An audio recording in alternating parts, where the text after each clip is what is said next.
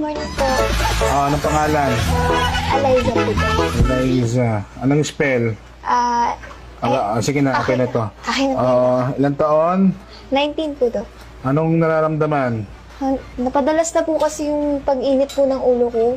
Init ng ulo, bakit?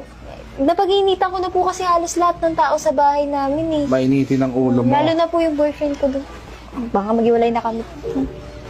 Wala kang maintenance, allergy? Wala naman po to. Sige, abot mo yung kamay mo. Daliri lang. Ay, ito po to. Oo, daliri. Alam mo yung daliri? Alam mo yung paa? Okay. Yung kamay.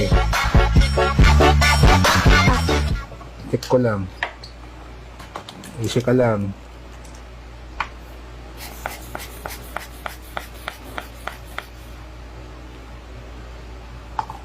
Kala nga, medyo hindi ka maano eh. Okay lang po ba ako, Dok? Ako mataas. Ano po mataas, Dok? Mataas ang pride mo. Kaya ka naging mainit ang ulo kasi mataas ang pride mo. Paano po yun? Oo, ito bibigyan kita ng reseta, wag ka na maingay. Pati sa akin nagtataas ka ng boses, oh. Iwasan mo magalit. Pag ikaw yung mali. Pag ikaw na yung mali, wag kang ikaw yung galit pa. Okay? Tapos ito, every 6 hours. Okay? Ikaw ang mag-adjust pag ikaw ang mali. Oo, wag lagi Ba't siya. naman ako mag-a-adjust? Oo, mataas ang pride mo.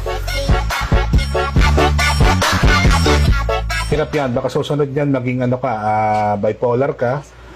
Mauwi pa yan sa, alam mo na, sa skandalosang asawa.